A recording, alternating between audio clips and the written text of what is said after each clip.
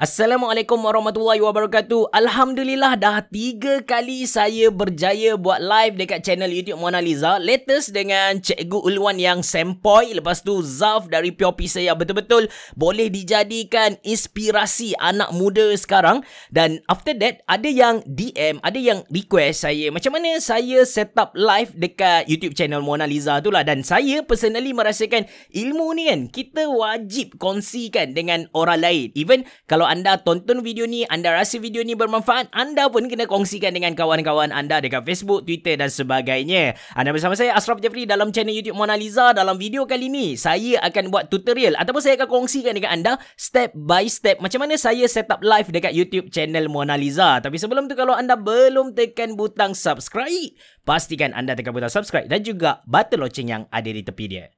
Jom.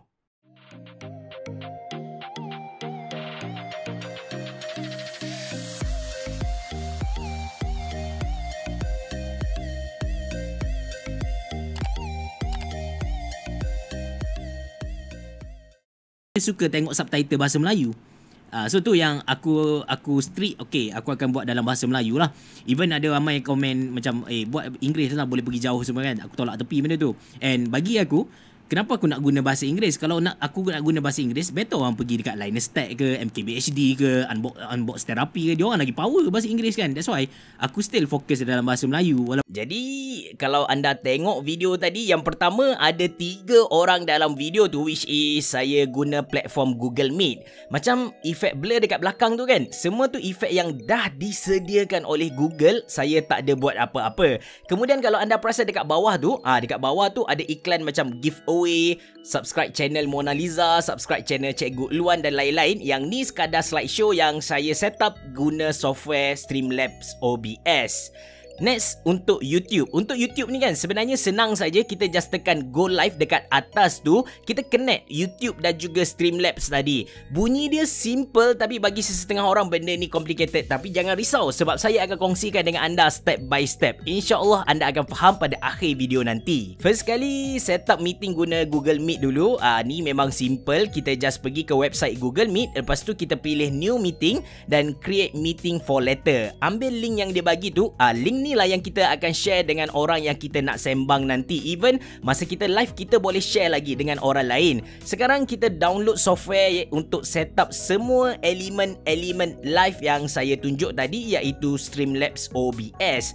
Software ni kan dia percuma. Anda just pergi dekat website streamlabs.com dan tekan download. Lepas download, anda install dan first interface ataupun dia punya antara muka yang keluar adalah seperti berikut. Katakan apa yang keluar dekat skrin anda sekarang totally different dengan apa yang saya tunjuk. Tak apa, jangan gelabah. Zikir sebentar sebab saya akan explain satu persatu. First kali bahagian atas ni ialah skrin yang tunjuk apa yang audience kita akan nampak nanti. Bawah dia ada 3 buah kotak. Kotak paling kiri sekali kita panggil dia kotak scene, which is dalam live sebelum ni saya tak guna benda ni. Tapi saya yakin yang benda ni, dia punya feature ni sangat-sangat berguna untuk cikgu-cikgu dan juga streamer.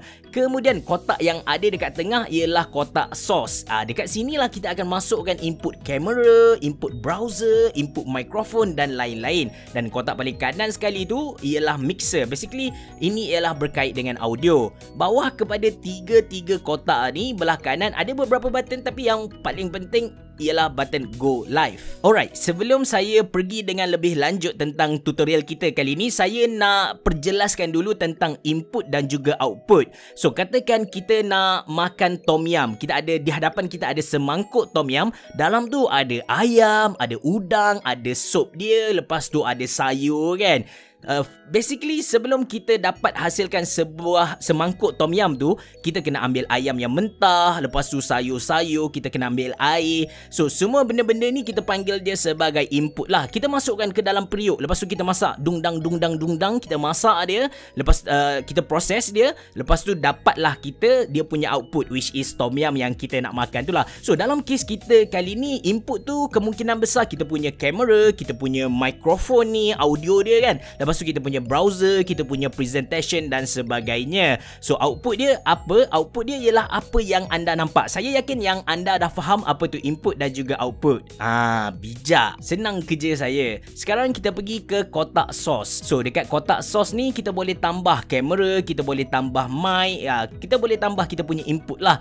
Cara dia senang saja, just tekan ikon tambah, bam. Semua benda ni akan keluar. Benda ni semua ialah input lah. Sekali lagi, kita tak perlu gelabah walaupun ada banyak benda yang keluar ni. Kita tengok balik video live saya. Dekat video tu kita ada satu window which is meeting tu. Kan kita guna Google Meet kan. Ada Cikgu Ulwan, ada Zaf tu.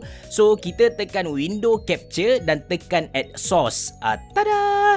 Dia pun dah ada dekat kotak source ni, tapi tak ada apa-apa yang keluar kan. Pelik. Tapi jangan risau, anda klik 2 kali atas dia, setting for window capture akan keluar. Dekat option window tu kita boleh pilih window yang mana satu kita nak tunjuk kat skrin nanti. Saya bagi contoh Chrome EXE IG Ashraf Jeffrey. Yang mana belum follow boleh follow saya dekat IG. Saya perlukan 20k follower dekat sana. Bila kita tekan done, tada, Windows IG Ashraf Jeffrey akan keluar dekat skrin atas Streamlab. The same thing akan terjadi kalau kita buka Google Meet, maka akan keluarlah Google Meet dekat atas skrin ni. Macam apa yang saya buat sekarang. Sekarang dapat tak dia punya basic macam mana?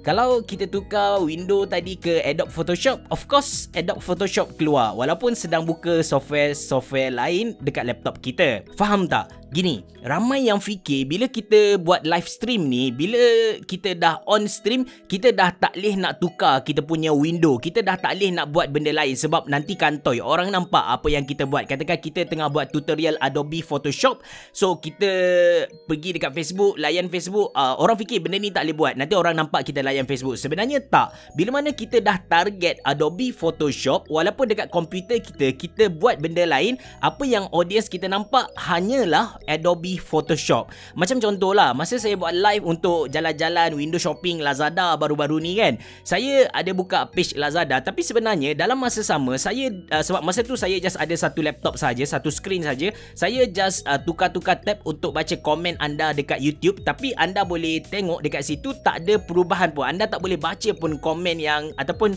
screen yang saya nampak. Okey, jelas kan? Okey, kalau dah jelas, kita go for source yang kedua, yang mana video kita sendiri ataupun kamera lah. Sama juga macam tadi, pergi ke kotak source, tekan ikon tambah, kemudian tekan video capture dan tekan add source.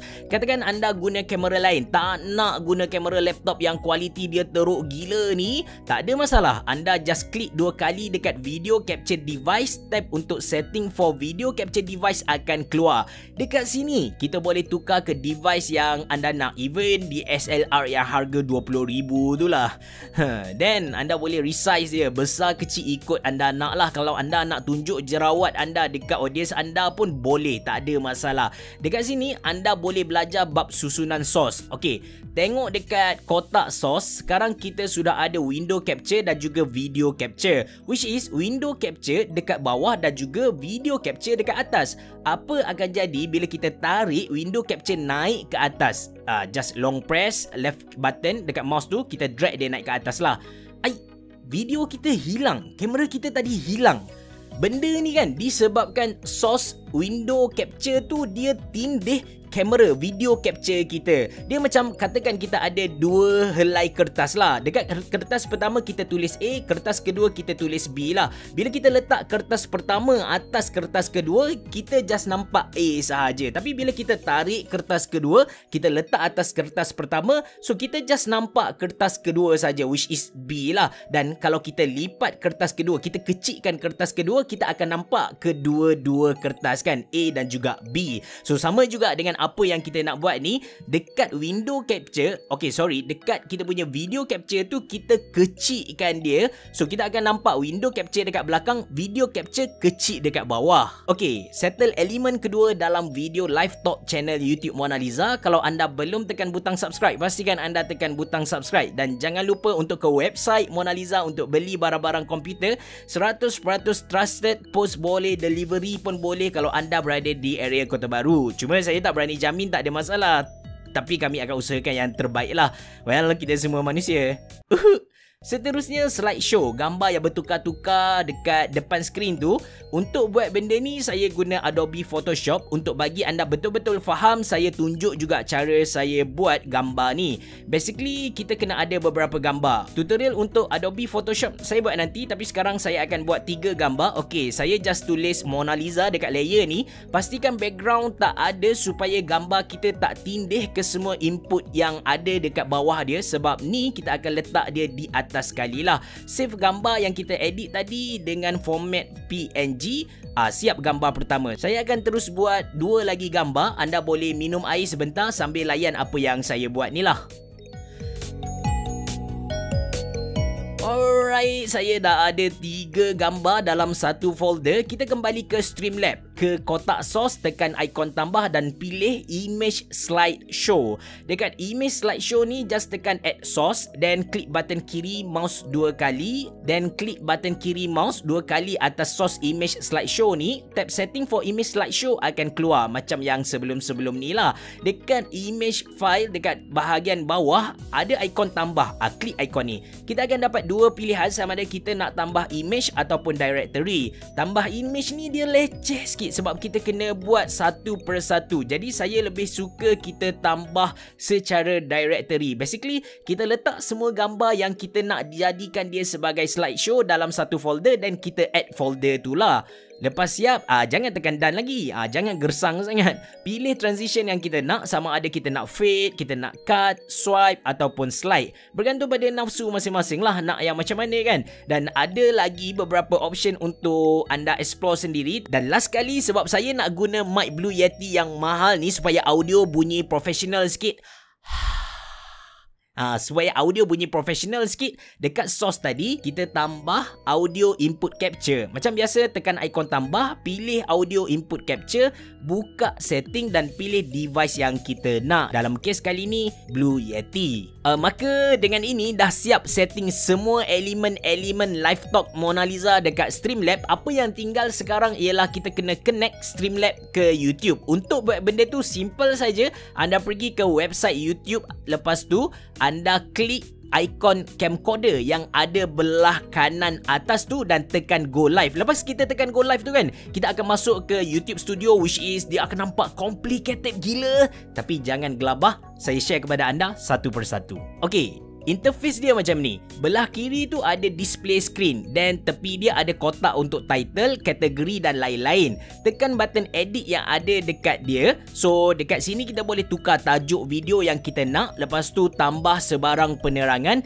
Bawah dia ada visibility. Saya nasihatkan letak dulu dia sebagai unlisted supaya sebelum kita live tu kita dapat double check sama ada kita punya mic berfungsi ke tak. Kita punya partner nanti dia punya mic tu, audio dia okey ke tak. Dan semua benda ni kan kita tukar ikut hawa nafsu kita. Lagi-lagi bab monetization, kalau channel anda boleh buat duit lah. Lepas tu tekan save. Seterusnya tengok kat bahagian bawah kiri ada stream setting dekat situ, dan bawah dia ada stream key. Copy stream key ni. Ni yang paling penting sebenarnya. Dan kita balik ke Streamlabs, tekan ikon setting yang ada kat belah kiri bawah software. Tab setting akan keluar. Pergi dekat stream. So dekat stream ni, first kali kita tukar dia punya servis ke YouTube, dan dekat stream key anda sapu yang dia tulis dan paste apa yang anda copy dari YouTube tadi, tekan done. Bila dah tekan done tu kan, apa lagi? Tekan button go live yang ada kat bawah kanan software Streamlabs ni, dan automatically kita dah live dekat YouTube. Maybe ada delay sikit bergantung pada internet connection yang kita guna. Balik sebentar ke YouTube Studio. Bila kita live, kita akan dapat info macam berapa orang sedang tengok, kita punya connection status macam mana, stabil ke tak. Tapi apa yang lagi penting sebenarnya, live chat yang ada belah kanan ni lah. Itu komen-komen orang ketika kita live lah. Dan kalau kita nak berinteraksi dengan audience kita dengan komen-komen tu, kalau kita guna laptop sahaja, sebenarnya sebenarnya agak penat sebab kita kena tekan alternate tab untuk tukar dan baca komen-komen tu lah. Atas sebab tu saya beli satu second hand monitor yang ada di hadapan saya ni. Saya beli Acer ni, dia boleh pusing-pusing. Kita boleh pusing jadikan dia vertical dan juga horizontal. Dia punya saiz 24 inci guna VA panel. Second hand saya beli sekitar RM300 Malaysia, agak murah. Condition dia of course second hand condition, but still boleh lah digunakan untuk baca komen. Dan cara nak connect monitor ni ke laptop memang senang saja. Kita just connect guna HDMI. Lepas tu kita tekan Windows P untuk project dia ke second screen, dan dekat setting tu kita pilih dia punya orientation tu ke portrait dan siap. Sekarang tarik window YouTube Studio ke skrin Acer yang menegak tadi. Tada, kita dah boleh baca komen tanpa perlu shift kita punya tab lah, dan kita boleh fokus dengan apa yang kita nak present. Alhamdulillah, kalau anda masih lagi dengar saya membebel sekarang, insyaAllah anda dah faham macam mana kita nak buat live dekat YouTube channel. Tapi sekarang saya nak kongsikan satu benda yang saya janji pada awal video tadi, iaitu dekat Streamlabs tu, dekat kotak bawah belah kiri tu ada satu kotak yang diberi nama scene kan. Okey, apa yang kita setting dekat kotak input tadi ataupun kotak source tadi, kita boleh set dia sebagai satu scene, dan kita boleh buat satu scene lain yang mana macam kita boleh tulis loading ke, AFK ke, ataupun maybe dekat scene pertama kita tadi gambar kita kecil, muka kita kecil. Macam kalau lecturer masa dia mengajar nak tunjuk dia punya buku teks tu, muka dia kecil kan. Tapi bila dia nak bersyarah dekat dia punya student, dia nak muka dia besar, kita boleh set dia sebagai scene yang kedua. Seriously, sangat berguna untuk cikgu dan juga streamer. Sebenarnya ada banyak lagi benda yang kita boleh buat dengan Streamlabs ni. Cuma kali ni saya just explain elemen-elemen yang saya guna dalam segmen live talk saya tu. Actually untuk live talk tu saya belum bagi komitmen lagi. Saya tak boleh janji kepada anda seminggu sekali, tak boleh lagi, sebab saya belum ada keinginan untuk bagi komitmen dekat benda tu lah. Tapi kalau ada, insyaAllah ada lah. Dan untuk video kali ni, kalau anda rasa dia bermanfaat, anda boleh kongsikan dengan semua orang. Even kalau anda nak download dan upload balik, saya benarkan. Saya tak kisah benda tu, asalkan dapat bagi manfaat kepada seluruh manusia. Terima kasih kerana menonton. Biar jumpa lagi.